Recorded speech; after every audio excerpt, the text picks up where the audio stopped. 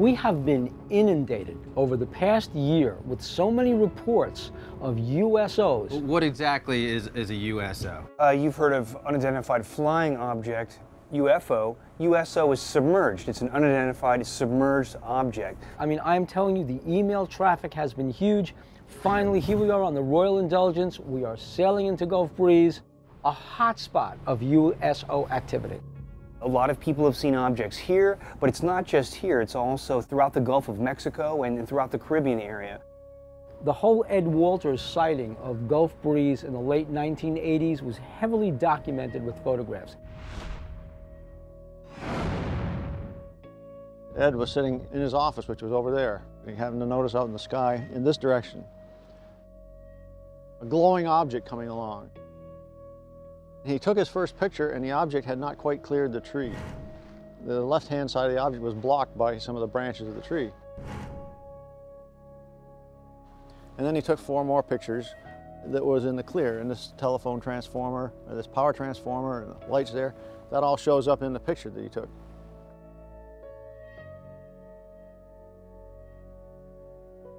I have to admit that the craft in Ed Walters' photos and the craft that was hand-drawn by one of the witnesses in Cuba, they look a lot alike.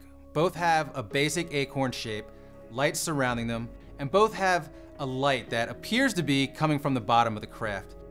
This acorn shape is very similar to what was seen in Kecksburg, Pennsylvania in 1965. As time went on, over the next few weeks, he had sightings which he didn't tell anybody about. But other people had sightings as well, and they did publicize in the newspaper.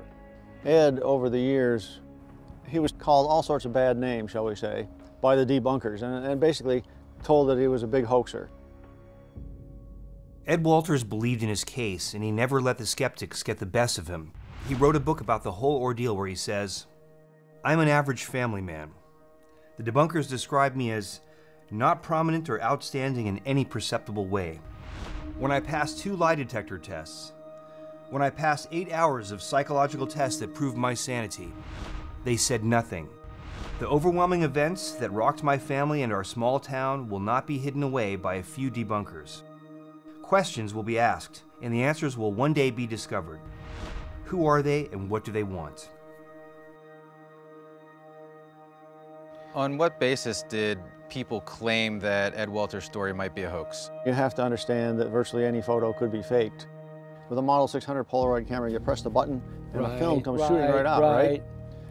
Well, we found out that it is possible to double expose that, but we had to call up the Polaroid people to find out how to do it. And the guy said, you have to stop the motor. Now, Ed took his first picture with that, his first UFO picture with that camera the day after he bought it. Are we supposed to assume that Ed knew more about it than the Polaroid guy did? A double exposure involves taking a frame of film and exposing it not only to the original image, but also to a second image. The outcome is the images in the picture appear as if they're together in the photo, when in reality they were captured at 2 separate times, but on the same piece of film.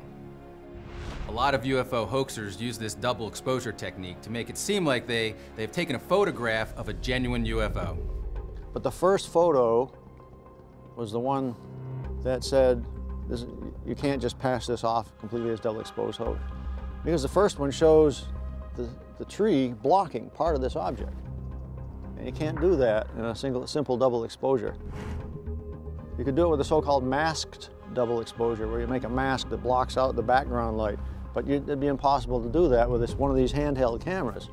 You have to get very accurate registration between, say, the edge of the tree and where the edge of the object is being blocked by the tree.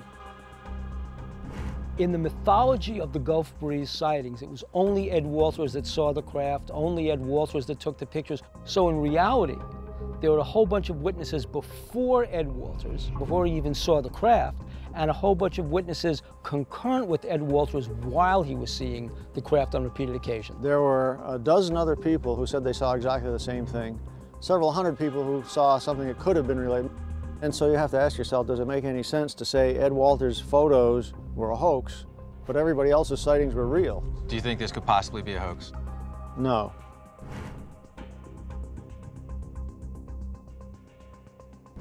This is only the tip of the iceberg. There are hundreds of UFO and USO sightings here in Gulf Breeze. There could be something in the water, something out there in the ocean that they could be attracted to.